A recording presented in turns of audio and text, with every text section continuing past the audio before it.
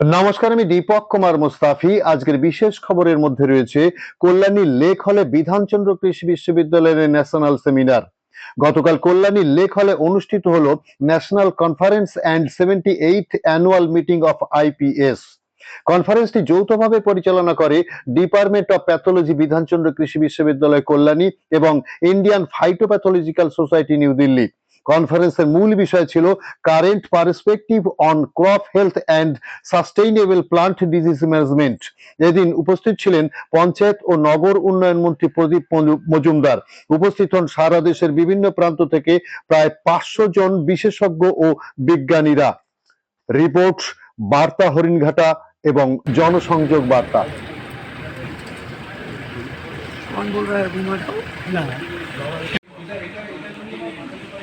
আগামী দিনে self sustain এটাই করবো, দরকার হবে না কিন্তু প্রোগ্রামে আমরা শিখছি ফল করতে যেটাতে আর কি প্রোগ্রামটা করে এবং আমরা এটা যদি আমরা সব এখানে মানে প্রায় আমাদের শুরু 45 আমরা দিতে পারছি আর 50টা দিতে পারছি।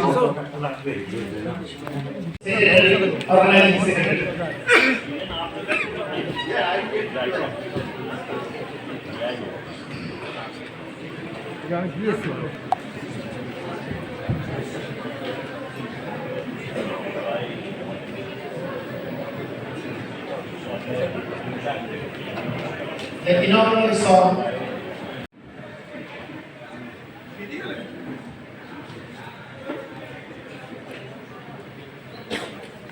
আমি একটু পরে কথা বলি। না আমি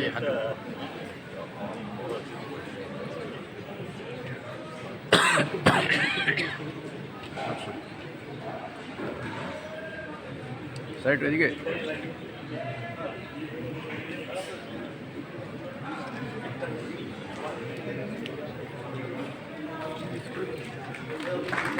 ভিডিও নিও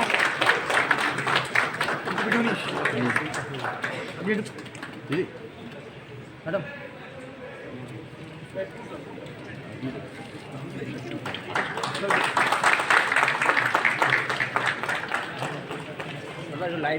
স্যার একটু ঘুরিয়ে স্যার একটু ধরবেন স্যার স্যার আমাকে দেখতে পেলে সাইড দিন লাইভ। এই কাকা আমি একটু আসছি।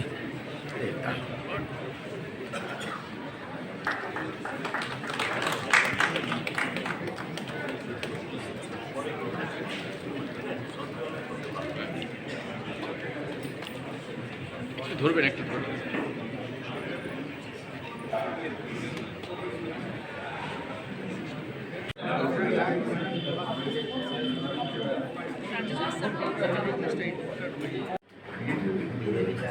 নমস্কার।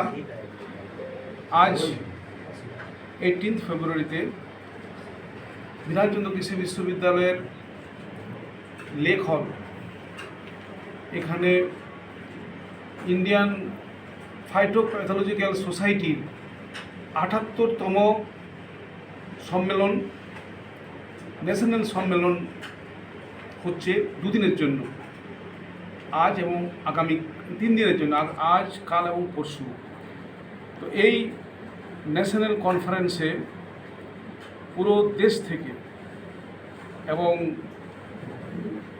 কয়েকজন বাইরের থেকেও ওনারা এসেছেন এবং প্রায় 500 ডেলিগেটস এসেছেন বিভিন্ন জায়গা থেকে, বিভিন্ন সংস্থান থেকে, ইনস্টিটিউট থেকে, ইউনিভার্সিটি থেকে, পুরো ভারতবর্ষের এবং অন্যান্য জায়গা থেকে।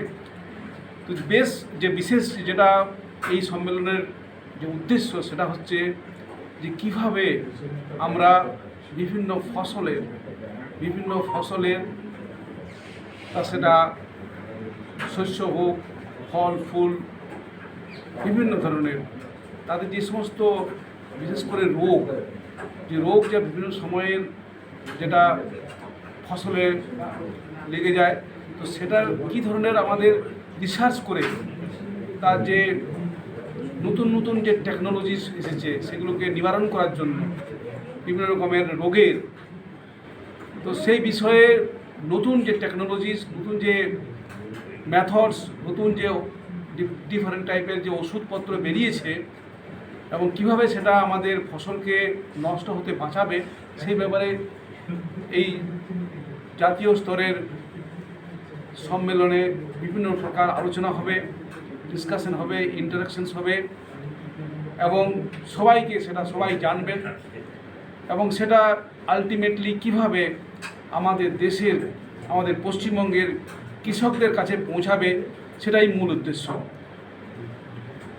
আপনারা হয়তো জানেন যে প্রতি বছর প্রায় 15 থেকে 25% ফসল যেটা নষ্ট হয়ে যেতে পারে যদি আমরা এই বিভিন্ন রকমের রোগের হাত থেকে ফসলকে না বাঁচাই।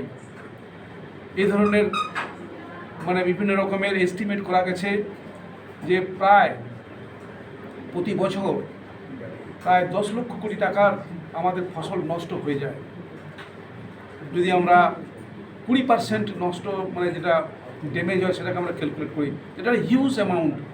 তো এটা আমাদেরকে বাঁচাতে হবে। আমাদের দেশে এগ্রিকালচারাল ডিপেন্ডেন্ট দেশ, এগ্রিকালচারের পুরো নির্ভর। তো আমাদের এইটা একটা যে মস্ত বড় সমস্যা, সেটাকে বিভিন্ন রকমের যে সমস্ত ডেভেলপমেন্ট হয়েছে রিসার্চ করে সেই বিষয়ে ডিটেল আলোচনা হবে।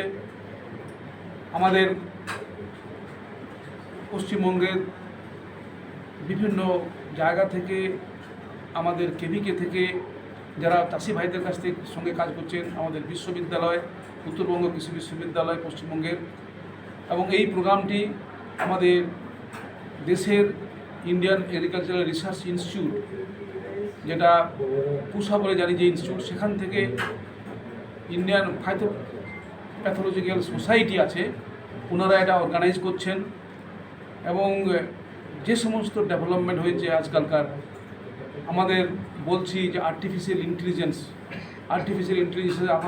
আমাদের বিভিন্ন রকমের ডেভেলপমেন্ট হয়েছে, কীভাবে সেটা আমরা ইউজ করব।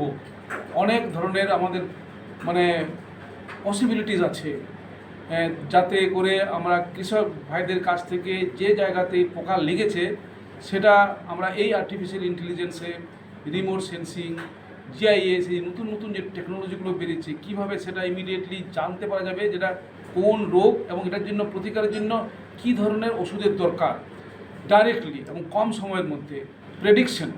প্রেডিকশন করা যাবে যে কোন রোগটা হতে পারে আগামী দিনে। এই যে ক্লাইমেট, জলবায়ু পরিবর্তন হচ্ছে, তার সঙ্গে সঙ্গে নতুন ধরনের এই যে রোগ পোকা এইসবগুলো লাগছে, তো সেটাকে এই যে ডিফারেন্ট টাইপসের যে আর্টিফিশিয়াল ইন্টেলিজেন্সের অনেক রকমের সুযোগ বেরিয়েছে।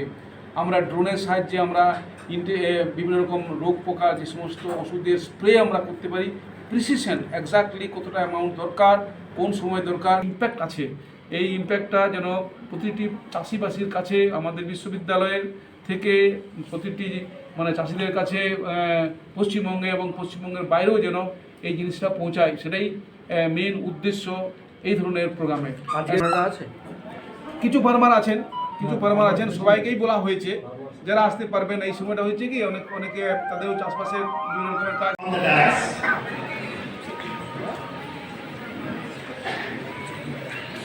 First, we will felicitate Sri Pradeep Kumar Majumdar, our chief guest today, Honorable Minister in charge, Panchayat and Rural Development and Cooperation.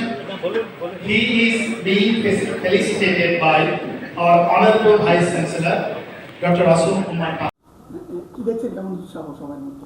না এই তো আমাদের বিধানচন্দ্র কৃষি বিশ্ববিদ্যালয় একটা অগ্রণী ভূমিকা নেয় এই ধরনের। দেখুন, কৃষি খুব ডাইনামিক সাবজেক্ট। আমাদের এখনও ভারতবর্ষের তো বটেই, পশ্চিমবঙ্গেও এখনও বৃহত্তম শ্রমশক্তি বা মানুষ আজকে তাদের জীবন জীবিকা কৃষি এবং কৃষি সংক্রান্ত বিষয় থেকেই তাদের নির্ভর।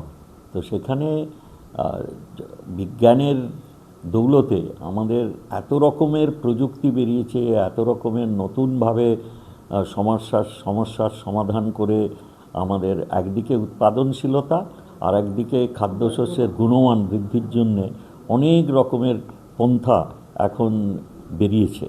সেই জন্যে তার সঙ্গে সামঞ্জস্য রেখে আমাদের রাজ্যে যাতে কৃষিক্ষেত্রে অগ্রগতি আমরা নিরবিচ্ছিন্নভাবে করে যেতে পারি, সেই জন্য এই ধরনের সম্মেলন খুব দরকার।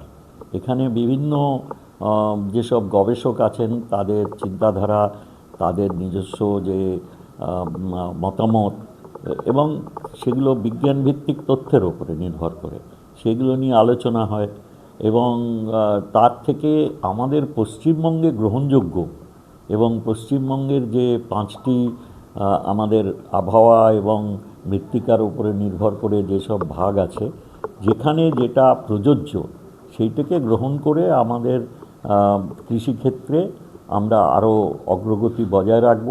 এই জন্যেই এই ধরনের সম্মেলনগুলো দরকার হয়।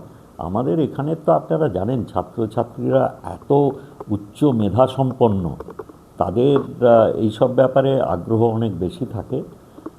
সমাজের অনেক জায়গায় অনেক রকমের শিক্ষাক্ষেত্রেও যেসব অবক্ষয় আমরা দেখতে পাই বিভিন্ন রকমের অন্য আকর্ষণের থেকে, আমার মনে হয় কৃষি বিজ্ঞান শিক্ষায় পশ্চিমবঙ্গে এখনও অবধি আমরা উৎকর্ষতা বজায় রাখতে পেরেছি। সেক্ষেত্রে দেখা যায় অনেক কৃষকরা যে সেচের যে জল, সেই জল তারা সঠিকভাবে পায় না, ফলে দেখুন আগে কিছুই পাওয়া যেত না, অনেক উন্নতি হয়েছে। আমি নিজে মাঠে বাঁটে ঘোরা লোক, আমি নিজে চাষ করি, আমার এই ব্যাপারে সম্যক ধারণা আছে।